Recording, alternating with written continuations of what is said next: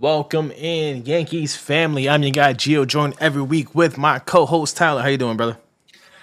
In life, doing fine. If we're talking about the Yankees, I'm just observing, just sitting back and watching the world burn. Oh yeah, this Rome is burning, definitely. Any only advice I can give to all my fellow Yankee diehards is start getting into your Netflix queue. You know, all those shows that you've been putting off all summer. Now it's a perfect time to start chipping away at that. Getting ready for the off season because it's coming early. It's not looking good. So, just a little housekeeping before we continue. We're recording this as of August 14th. We are recapping the White Sox and Tampa Bay Rays series. We're not going to go in depth because it's just not worth it. But if it's your first time watching the show, definitely leave a like, a comment, and don't forget to subscribe if you like Yankees content. Yeah.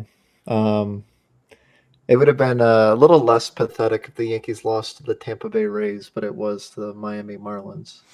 Yeah, it seems like the Yankees play better against more competitive teams.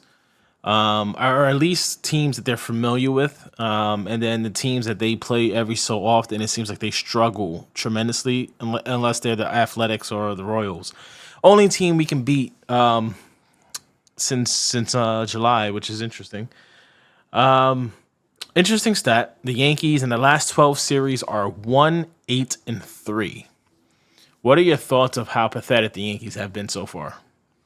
Um, if you're trying to catch up with some teams that are doing better in the standings, losing series is not going to do that. No, 100% not going to be get it done.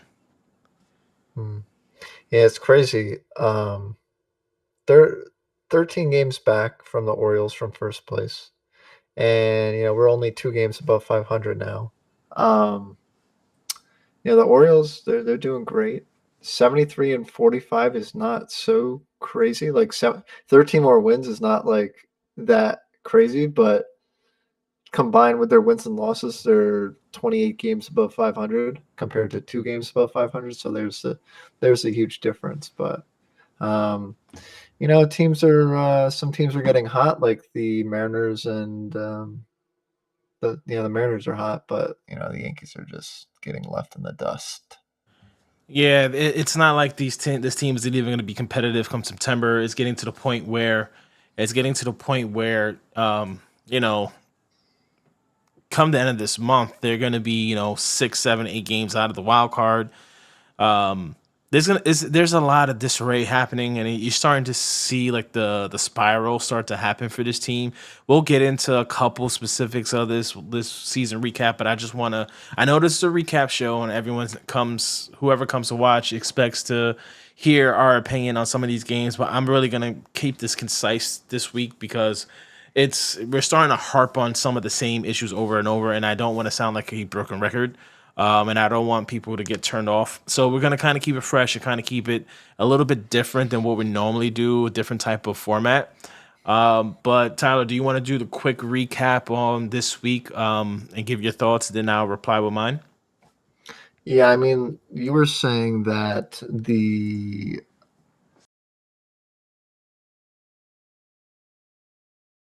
if the Yankees came out on top, everybody's like, "Oh, they're back, they're back, they got a chance." But you kind of phrase it like it's them kind of finally losing that last chance effort there. But the signs have been there for a while.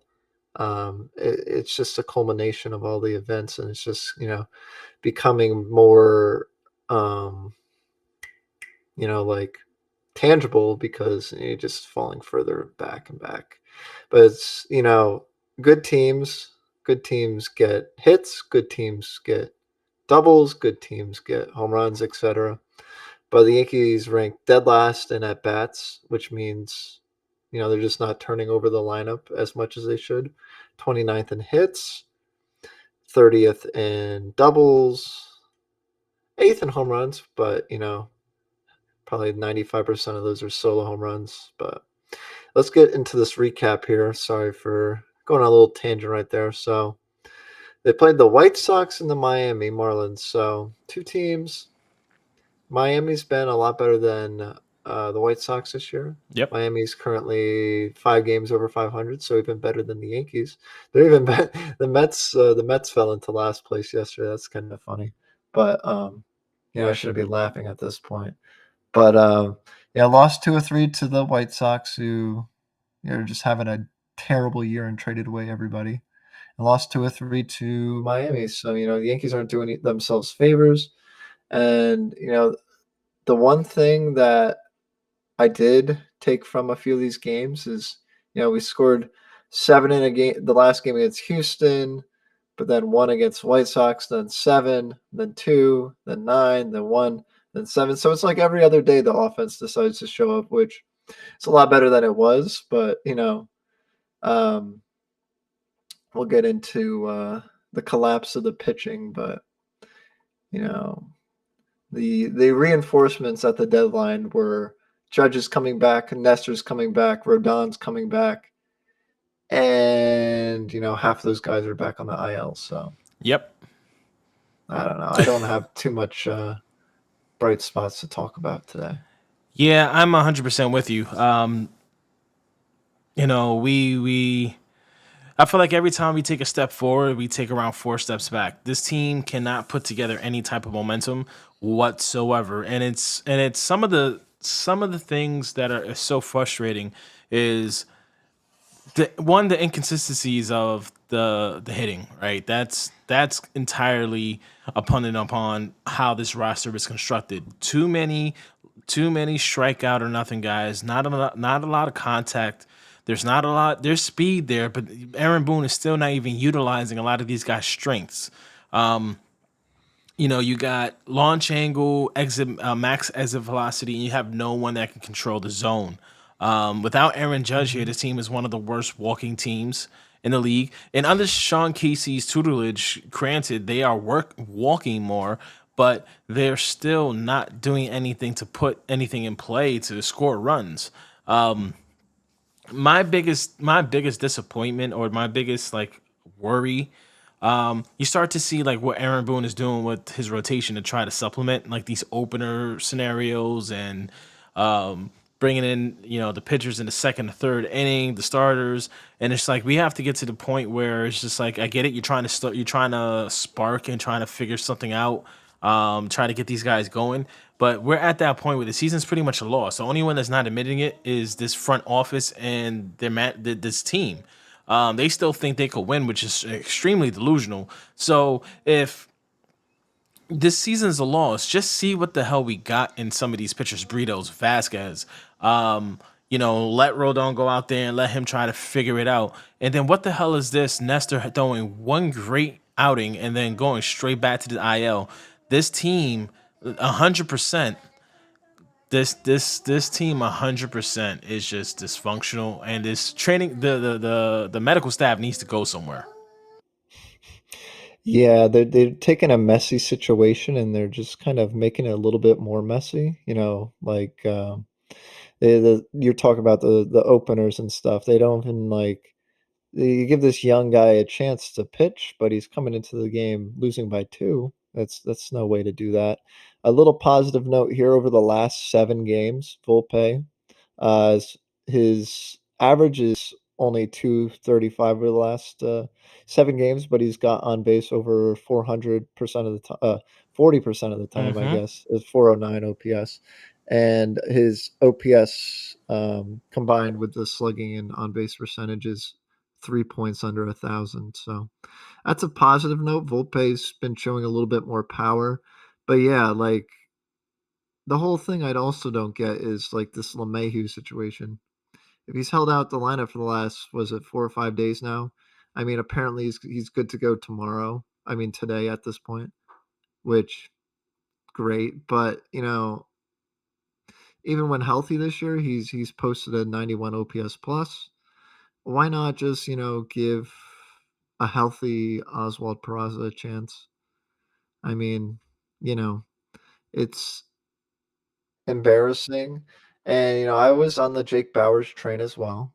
Because because it was better than anything else we had going. But his average is down to 217, OPS plus at 104, and he's got 77 strikeouts for 23 walks.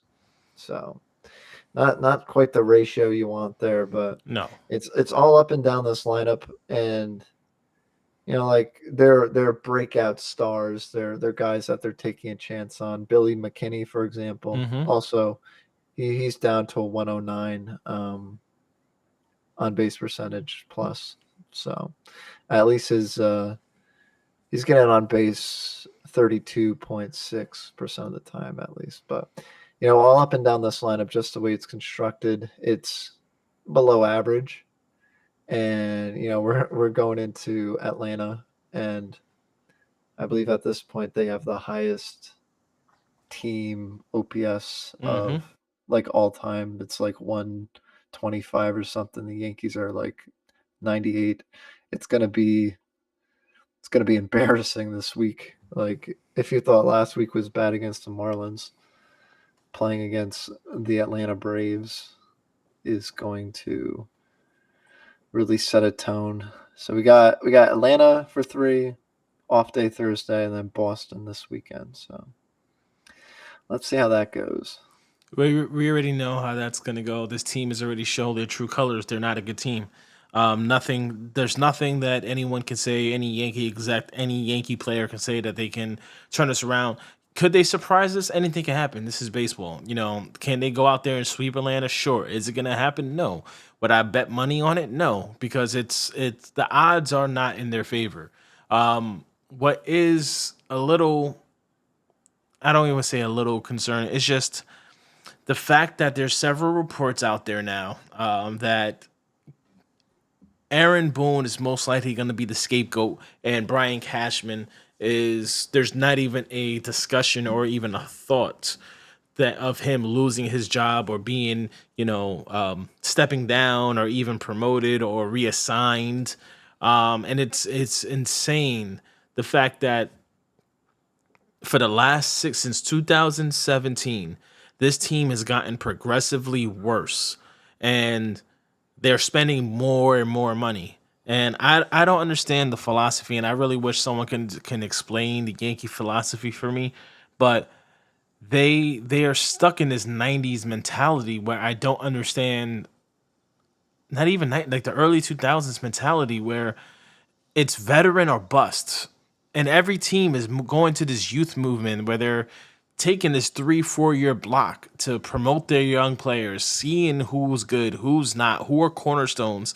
And then from there, they are filling in the gaps with veterans, free agents, stuff like that. And they're spending the money and starting pitching. But the Yankees are doing the opposite. Well, they're spending money starting pitching as well, but they're spending all their money on the offense. And this is what happens. These guys underperform because they're getting up in age.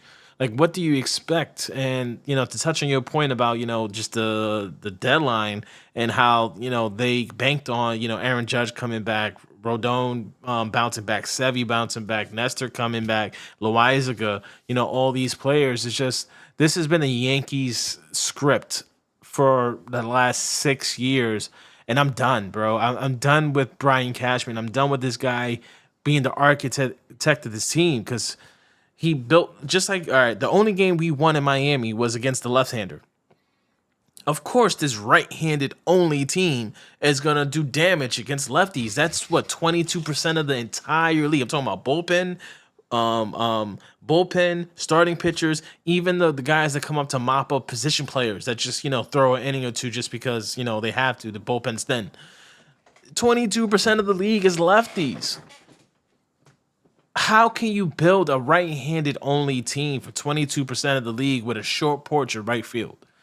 Like that is as the I don't the definition of a fireable offense is literally Brian Cashman. Let me explain to you the Yankees philosophy so you Please can do. understand. I'll put it in terms that you can understand since Please. you're not nearly as smart as Brian Cashman probably. Um, so here's their philosophy.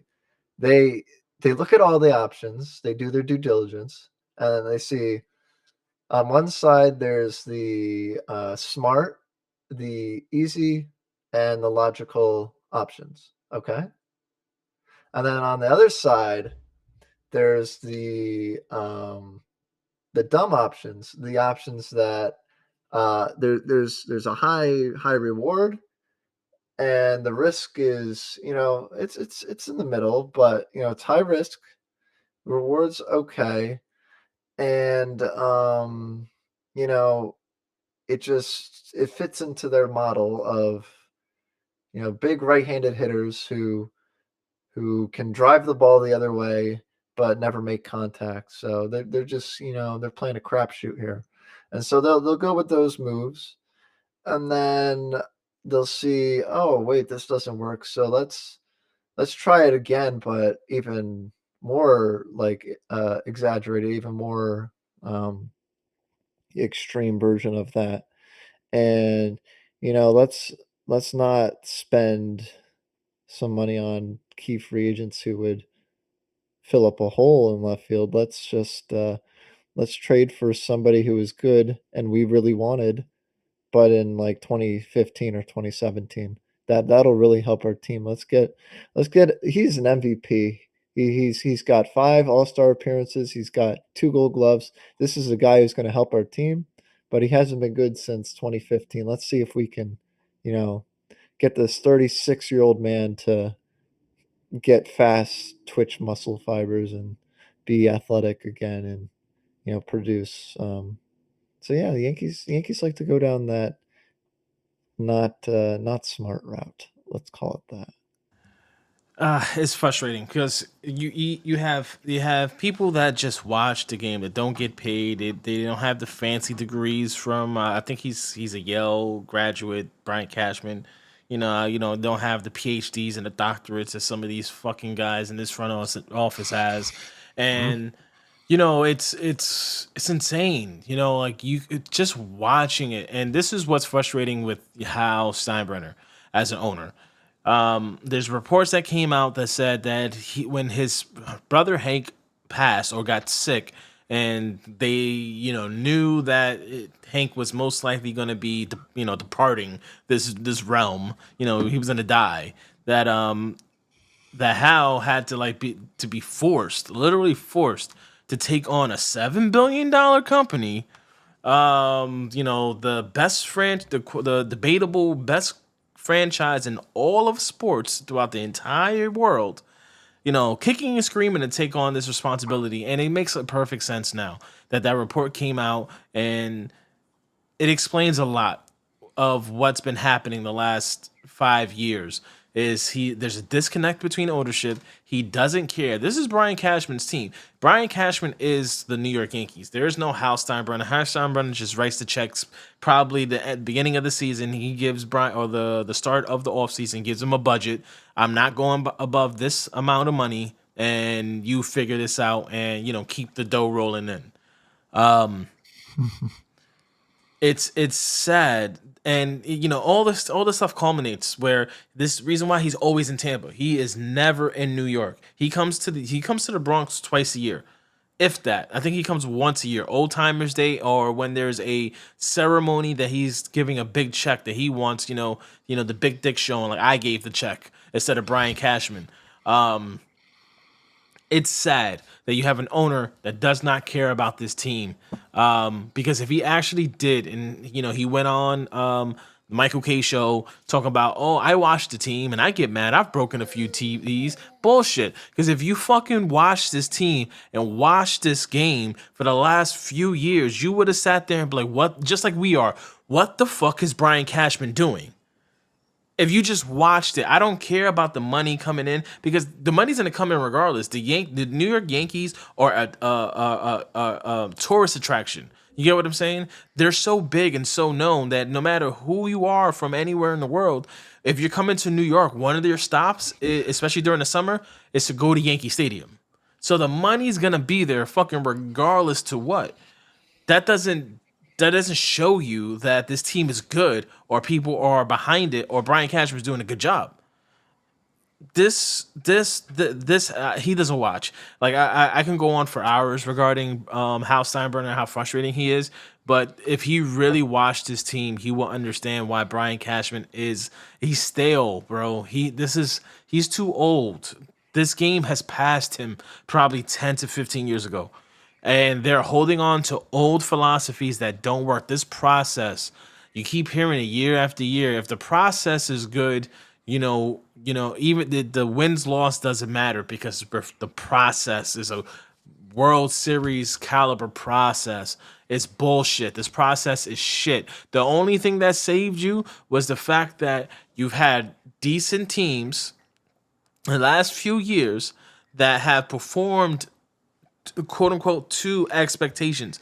Now you're starting to see this unravel upon you because you got lucky the last few years. DJ had a down year, but Judge had a great year. Certain players there was a seesaw effect where guys underperforming, but other guys performing a little better. Oswaldo Cabrera is one of them. Some of these guys are underperforming, and he performed over his head last season. And this year, everything is going one direction, and it just shows how badly this team is constructed and this farm system too. Because I want to get into the farm because we hear a lot about the positivities of 2024, 2025, 2026. These kids are going to be coming up and they're going to save the day. And I want to share with you just a few names from AAA and AA that are hitting anything this decent. And it's kind of, I did a deep dive this morning and I was shocked that so many hitters are hitting below 240 in our minor league system. Wow. Very well said, Gio. I'm sorry, yeah. Before you get into that, I want to just, leave a little positive note here. I just checked my phone real quick, and they announced that Derek Jeter will be partaking in Old Timers Day on September 9th. So that's one good thing too. The Jeets.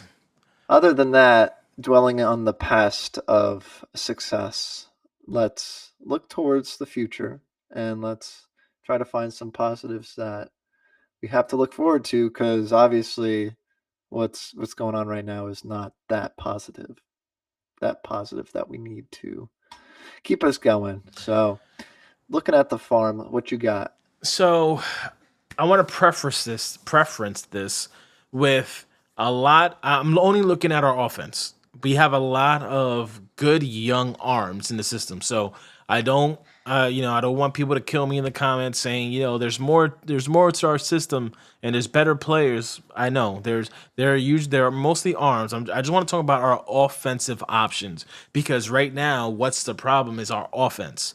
Yes, the pitching has had its spurts, but you know what? You expect this in the season. The offense is not going to be. I mean, the pitching staff is not going to be throwing freaking 2 ERA the whole year. They're not. They're going to have months where it's going to be high and months it's going to be low. This is why you average everything in.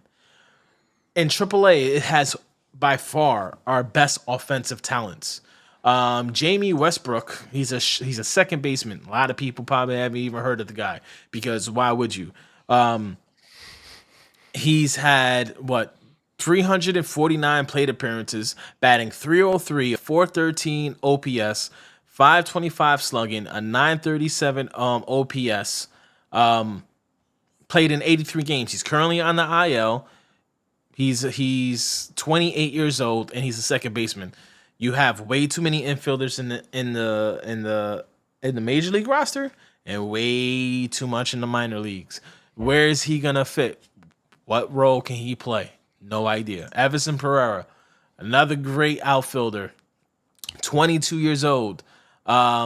He is batting in AAA, 312 batting average, 368 on base percentage, 533 slugging, a 900 even OPS, 22 years old. He's played 30 games, I think a combined 279 in both. No, sorry, a combined 303 in both Somerset and Scranton Wolfsbury. Estevan Florial, The guy that can't get a chance, even though we have infielders playing the outfield. In 2023 in AAA, he's batting 297, 390 OPS, 588 slugging, and a 977 OPS. And then now we're getting into the smaller pieces. This is where it starts to thin out. We really have like 5 guys that's batting anywhere over like 260.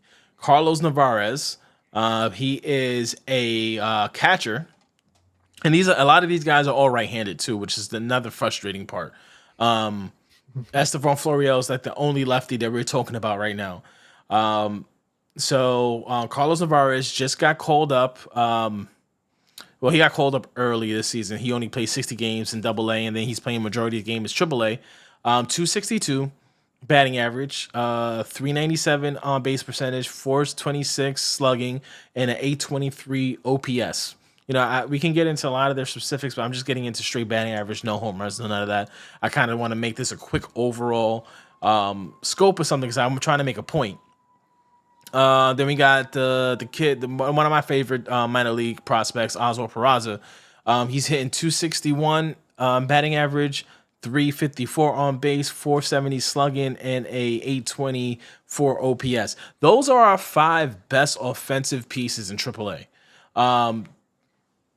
Three infielders if you consider a catcher, infielder, and 2 outfielders. 4 out of the 5 are righties. We have a fucking problem. There's no left-handed power in this organization. And then it gets a little scarier because then you go to Double-A and you really only have 2 options out of Somerset and they're not even hitting above 260, bro. You got Trey Sweeney, shortstop and third baseman.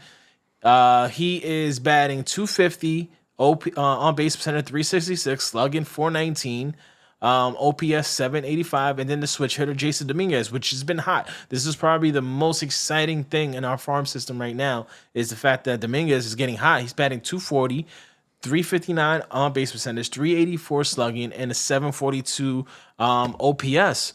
Like, that's it. We have 7 players that are performing well, and we are supposedly have one of the greatest farm systems in the game right now. Yes, it's pitching, but the offensive side. This is why we can't make trades. This is why there's teams are passing on our offers for Juan Soto, for Luis Castillo, because we don't really have any offensive pieces that we could put into trades. Is that all? That's it. Okay. There's really nothing else. If you really look at all of our batting averages in, say, Somerset, half the team is batting below 240. Half the entire roster. One guy I've been seeing a lot of stuff about recently is that Ben Rice guy. I don't know if you've seen that. Yeah, Ben Rice. Left-handed catcher, first baseman. He called up to Double-A about 20 games ago, and he's batting 342, OPS over 1100. Yep. He may get a little quick ship to now with this team eventually. They love to make everyone conquer. He's finishing the year in Double-A, and he's starting next year in Double-A. Yeah, this is how stupid this fucking organization is. He's about to turn 25. But, my guys in the minors for the Yankees are, Pereira and Florial. At this point, I don't know what Judge needs surgery or something like that. He probably does. I would probably get that out of the way now, because would you rather him miss 2 months at the end of this year when you're going to go below 500 even with him? Or would you rather him miss 2 months at the beginning of next year? I don't know. Probably meaningless baseball now. But anyways, you take Judge out of there, and, you still got McKinney and Bowers. I guess you can use Bowers and McKinney at first base, but you got to clean up this bench. There's so many mediocre guys. But anyways, my point Um, you have a month and a half left in the season. Please just call up Florial and Pereira, put them in left and right, give Judge his surgery, whatever he needs, and see what these guys have for an extended period of time. A month and a half is probably not enough, but you know, give them a chance. Obviously, other than Florial having 51 walks and 111 strikeouts, he's batting 300 just about in AAA. His on base percentage is about 400, and his OPS is almost 1,000. I don't know what else you need him to do, and he plays much better defense than Bowers or McKinney ever will. Mm-hmm. Um, Pereira, he's only played 30 games there, but similar thing, batting 312. OPS is on base percentage is not as high, but he's slugging the heck out of the ball. And then Peraza, are you just going to leave Peraza in the minors forever? Or are you going to trade him? Make up your damn mind. I like I like that they called up Rortvet. He has been atrocious on offense, but he finally had a home run yesterday. Maybe that's the start of something. Probably not. He's never really been an offense guy. And you're looking at these numbers here in AAA. I don't know where I heard it, but I'm pretty sure like the balls in AAA got to be some sort of juiced or something. Somewhere in the minors, the balls are juiced because these guys will bat like Jake Bowers up here has had almost a 1,400 OPS in AAA in 24 games, and then he comes to the majors and is what he is, But you just can't put the bat on the ball. We need guys that can put the bat on the ball and run and play defense and who aren't 35 years old. I mean, it's super simple. I mean, it's probably not if you're Brian Cashman and you're managing 100 guys for a 40-man roster, but you know, it, just from watching on TV and reading stuff online, and they just don't know what a good baseball player is. Nope. It's simple as that. They have this giant like conception that right-handed players are just superior. I don't get it. Brian Cashman's like he falls in love with a guy. Like if it's one of those things where he likes those big right-handed power guys, big muscles. Like I'm telling you, it's just exit velocity philosophy that if you hit the ball hard, the odds are to you get more hits, you get more home runs. You have more extra bases. It doesn't make sense. It doesn't make sense. And I think Cody Bellinger, Luis Ariz, like some of these players are starting to like legit prove this is wrong. Like you look at their Statcast numbers, everything is blue. Exit velocity, hard hit contact. All of these things are in the blue. Where most people, any analytic nerd, would sit there and be like, these players are worthless. But then you look at their batting averages. You look at that. You look at their WARs. You look at some of the other metrics, and I actually heard something that's actually bothering me a bit. I really wonder if this is the truth.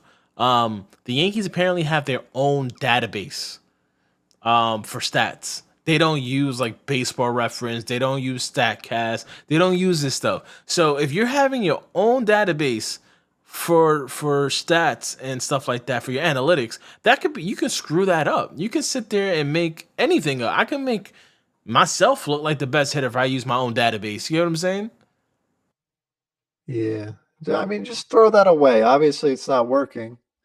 Bring in something new. Oh my God, Cody Bellinger's batting 328 now.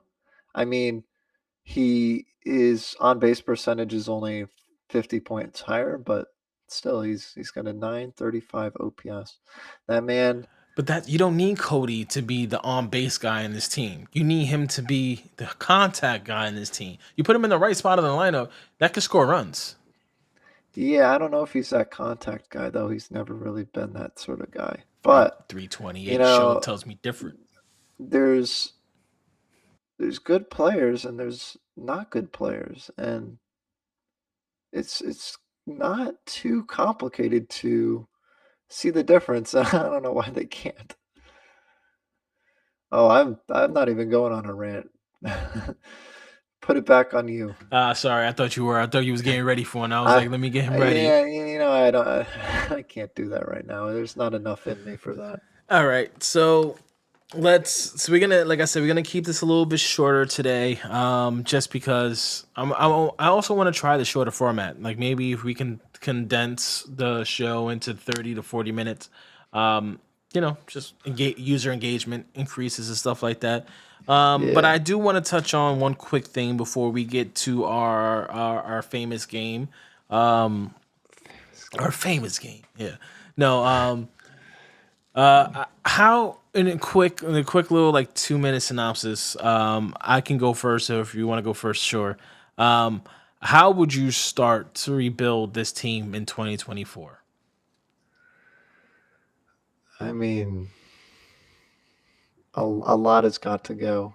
I've always been a fan of addition by subtraction, and there's a lot that needs to be subtracted from this team.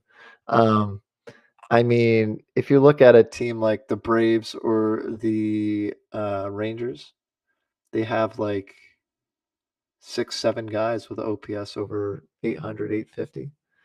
The Yankees' second highest is Glaber, I believe, and he's got like a 750 ish, maybe. But, anyways, moral of the story, your leadoff hitter right now is Jake Bauers. He should not be a leadoff hitter on a playoff contending team. Your second hitter is Aaron Judge. Maybe I say the same about him. Probably not. Um, but, I have said this many times before. The average age on this team is 29 and a half, I think. about 29.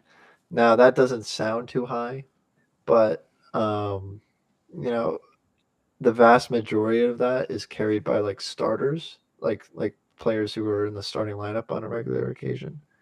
And the majority of those older players stink. Yep. Stan is just makes me want to scratch my head. Um, he he's been hitting a lot better recently, but I don't know if you can move forward with this lineup with Judge and Stan because even from when we got them, everybody's like, oh, they're gonna put up 120 home runs apiece together every year. Not a chance, and he just can't stay healthy. And I don't know how you deal him or move him, but unless LeMahieu's a bench bat, you gotta figure a way to dump him. Bader, don't bring Bader back. Falefa has been good, but not good enough. If he's going to get regular at bats, I need a actual bat in there, not a role player. Volpe, I want to see a lot more from next year, but obviously he's not the problem.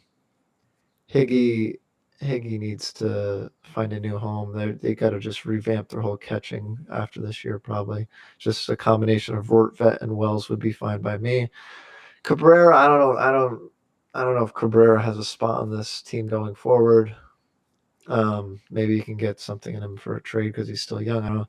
Greg Allen, I like Greg Allen, but you got him in a DFA, so just DFA him just as easily. McKinney, trade him somewhere. I don't know. It's just not. This team is made up of players who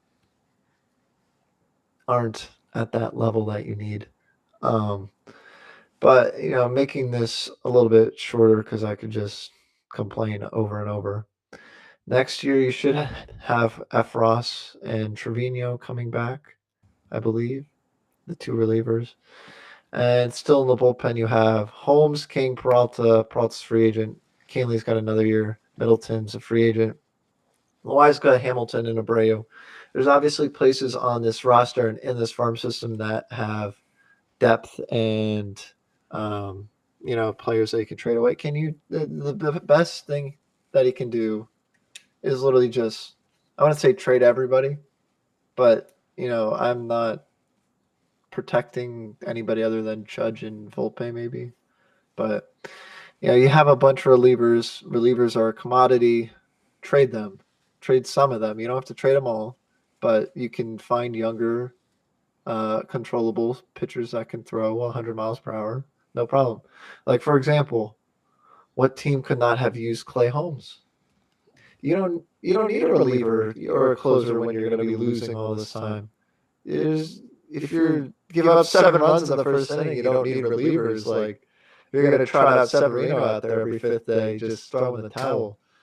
Anyways, like you were saying, I mean, I could see 5 spots in this lineup that I would want replaced with rookies, and even if the rookies don't like pan out, the worst they can do is what is already happening. So take a risk and become more athletic and more exciting, and give me something to watch on TV rather than just watching these old guys just strike out and walk back to the dugout.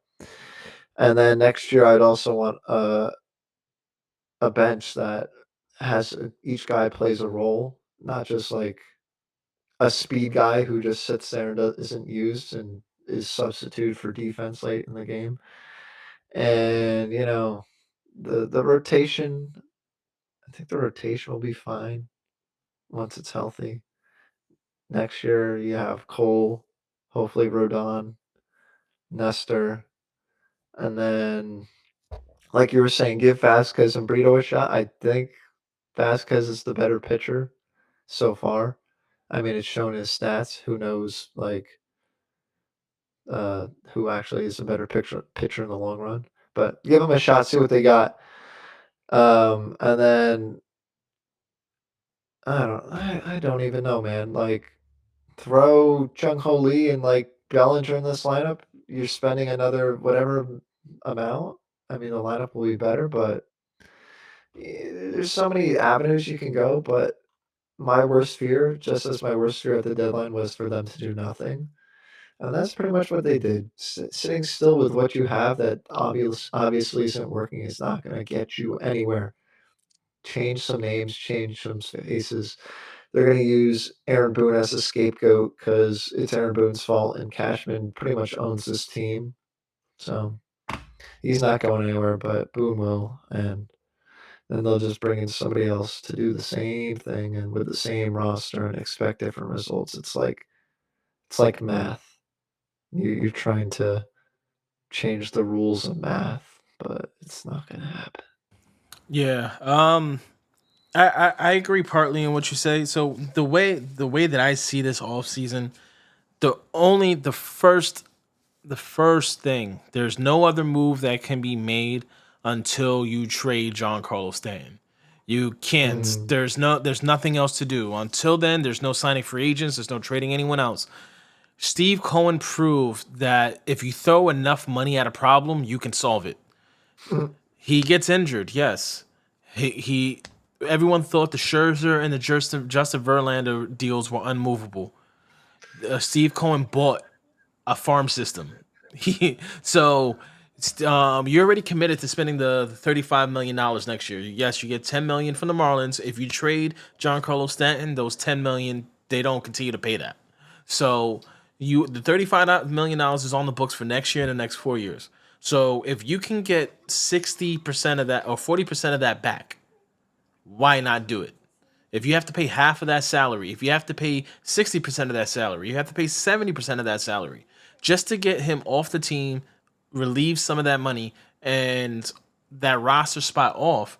That's the first domino that has to fall. If you cannot trade him, or you don't, if of how Steinbrenner doesn't have the balls or doesn't have the stomach for it, this team is fucked. This team is going to be bad for the 2014, 25, and 26. This team is going to go through a horrible rebuild, and they're going to try to move Stanton too late. They have to do it this offseason. He's still young enough that a team would take a flyer at, say, $17.5 million a year for him. mm, The yeah, Dodgers would take that deal. Red Sox, I don't even care if you trade him to an AL East contender. You know what I'm saying? You have it's to that bad. move. Yeah, you have to get rid of him. Because if you think of it like this, if he's the first domino that falls, right, and you can get that DH spot back, now you can start entertaining the idea of, all right, how do we start to now smartly rebuild this team? You have young players, but you're only gonna play and pluck a couple at a time, right? you might think about giving Jason Dominguez left field, right? Ever Sapura or Jason Dominguez fight for left field starting next season. Then you start thinking, okay, Cody Bellinger, right? If you can bring him on board, you have an opportunity for him to either play center field for you or play first base, depending on what you can do with Rizzo, right? Then Mm, what you can do with DJ. Now you start thinking about what can we do with IKF, Anthony Volpe, and Oswald Peraza, right? So the first domino that has to fall is that DH spot. That's just to cycle this out and get that roster spot. Once then, you can start that frees up that $17.5 million. There goes Cody Bellinger, right? If you only pay half of Stanton's money, there goes Cody for the same amount of money you're paying Stanton. You get rid of him and you get Cody. That's a win-win. mm, mm. You don't bring back Bader. I don't give a fuck. If Brian Cashman brings back Harrison Bader, I'm going to fucking flip the fuck out. He can't bring back Harrison Bader. I love the guy. He's great defensively. He's a little overrated offensively, and he's hurt too much. This team needs to get away from these guys that can't stay on the field. We need people that can stay. I don't care. Cody's been freak injury, ran into a wall, hurt his fucking knee. There's nothing. There's no soft tissue or oblique shit that keeps popping up like some of these other guys. And then you figure everything else from there. If you can move Rizzo, if you can move DJ, if not, you keep them. Riz has one more year, and then he has to opt out. You just get over that hump and get rid of him. Then you have Cody that can now play first base for you for the next 4 or 5 years, where you open up the spot for Jason Dominguez as center, keeping Evan Zapata in left. And you brought up a point about a tandem and catcher. So 100%, I don't think Austin Wells is our future catcher. Mm. He's not Okay. progressing the way offensively the way that people thought, and his arm is still not getting better. I think there's too much pressure on him trying to be a catcher that his bat suffered this year. He's Yeah. gonna have to move to first base, and this is Do where you those think first base or like DH? you can't have DH only players anymore. There's Mm, no in this league, there's no DH only players. You have some some AL teams. With the older guys, the Nelson Cruzes. I can't remember the other guy's name off the top of my head. He'll come to me when I'm thinking about it. But the Jordan. Shohei's, yeah, Jordan. Yodan, so those type of guys. But those are like the unique, like really, you really need that type of guy. Stanton used to be that guy that you are okay with him being a full time Mm, DH. Now with this team, you want to get athletic, right? So you want that rotating door so that you do have a lot of infielders, right? So if you want to keep, say, IKF, right, and you want to keep his contact in the lineup, there goes a nice way to filter in Volpe, IKF, Peraza, DJ. That's a rotating door right there. Aaron Judge's toe is probably never going to be the same, and it's something he deals with for the rest of his career. You just gave the man $40 million for the next 8 or 9 years, so he's gonna need days to rest. So you're gonna need to rotate that DH. That there has to start with John Carlo. mm. Rebuilding this team starts and ends with him, because if Hal doesn't have the balls to do it, this team is really going to be bad. Next year, I think it's going to be worse than this year. Um, Ooh, Even with a new no, manager, no. I think it's going to be worse. You're starting to see the decline, and their reluctance to play kids and get over it, get over some of these veterans. They don't have the stomach to DFA. They don't have the stomach to trade them. We're not going to play these kids, and it's going to get bad. Okay, so here's the bottom line here. Stanton's got 4 years on his contract left with a club option for 25 mil for 2028. 2028 can be bought out for 10 mil. So say they buy him out for 10 mil because that's probably what will happen. So you got 4 years and another 10. So pretty much for those 4 years, it's going to cost 128 mil. Okay. Looking over here at baseball trade values, his adjusted field value, his projected on field contribution is about 42 mil over that 4 years.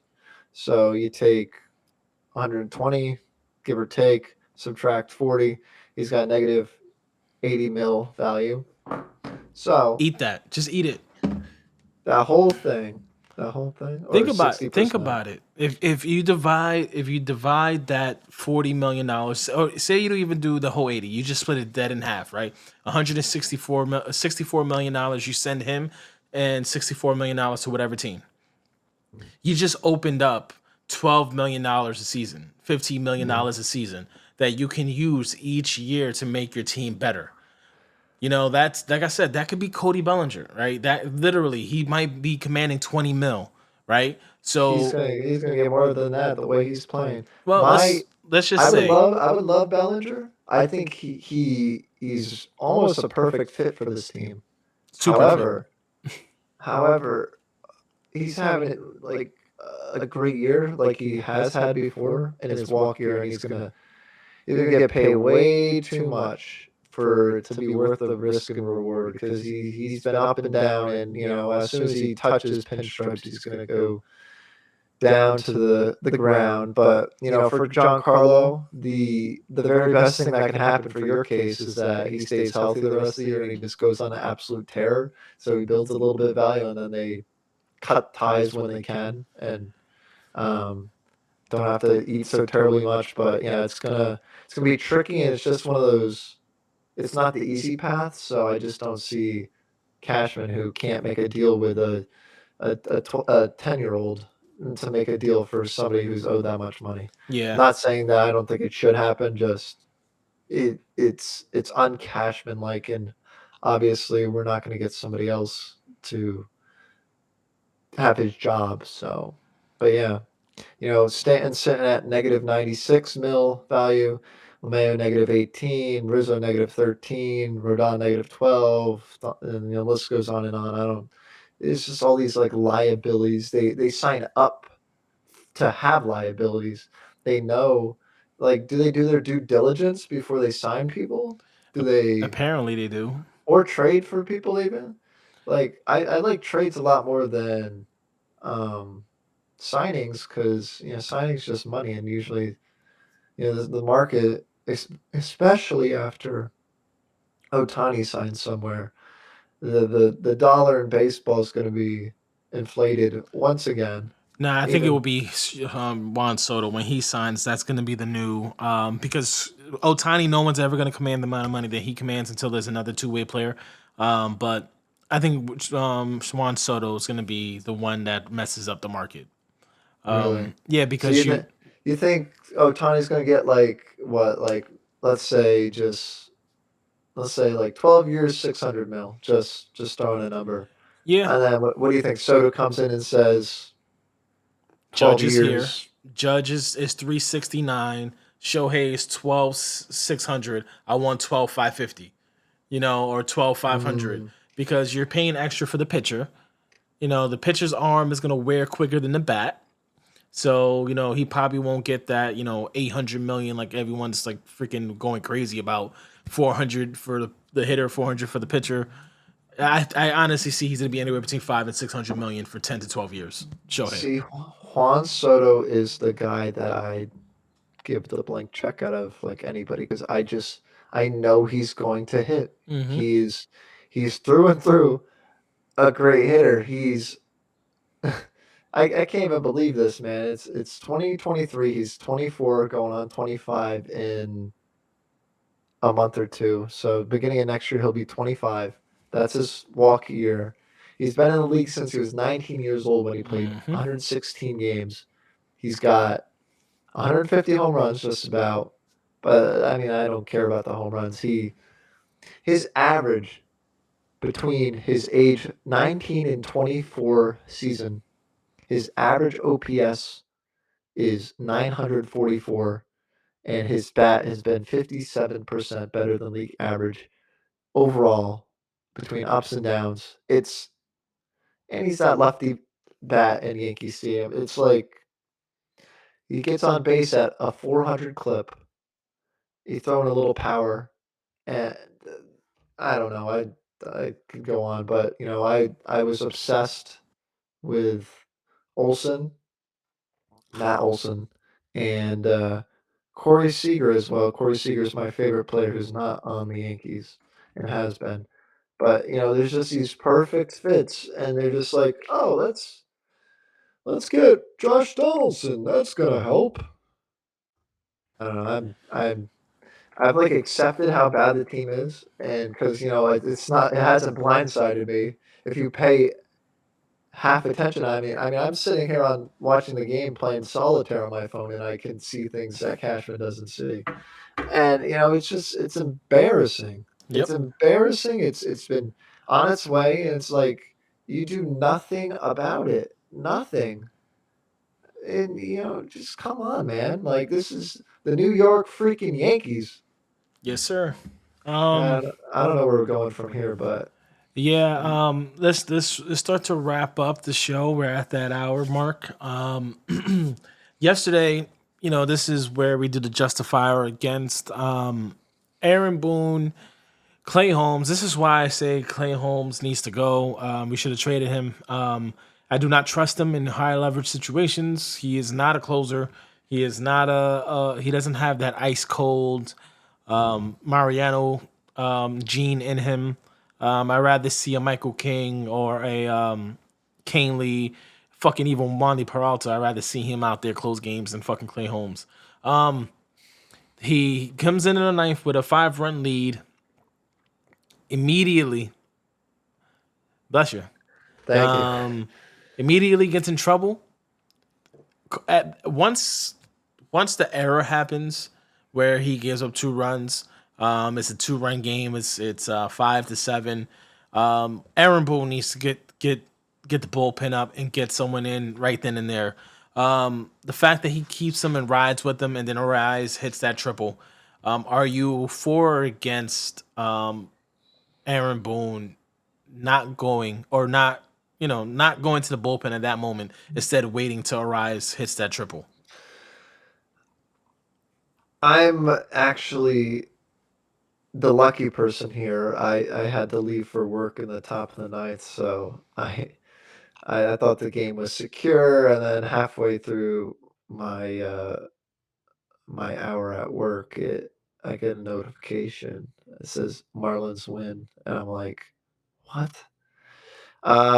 Yeah, I did see the play that little comebacker that he kind of bobbled and then threw away. At that point, yeah, you gotta take him out after that. He's obviously gonna be all flustered, and it's it's like trying to throw a Band-Aid on, like, a broken leg, you know what I mean? Like, yeah, you gotta do more than that. Like, I don't know, I I I wanna care, but it's just like, I can't. It's like, it's over. It's over. Yep. So I'm assuming you're against it, huh? Yeah, I'm against it. I'll give you the hard job this time. I'm gonna bow out and say that there's no way that I can justify it. Come on. I really can't. This bullpen, I can't sit here and say the bullpen budget. Hamilton pitched 2 games, started 2 games in a row. King threw 41 pitches. Canely went 2 days in a row. I can't. This is rare at 45 games remaining left this season. You are nowhere near a playoff spot. Not even there's not even a light at the end of the tunnel. It's not even an inkling of showing you guys are gonna break out of this. This is a must-win game versus a team that's not that good. Yes, they're competing for a wild card spot, but let's all fucking be honest. This team is not. It's not the Braves. This team is not Houston. This team is not the Rays. This team is not one of those teams that you're expecting anything big to happen this year. They're gonna get in. Maybe they get hot. Maybe they make a little run, but they're not gonna Mhm. win a World Series. They're a few offensive pieces away from that. Yeah. Maybe this offseason they'll get there to the point where they're a real offensive threat and they're a real threat in the NL. But this team is not going nowhere.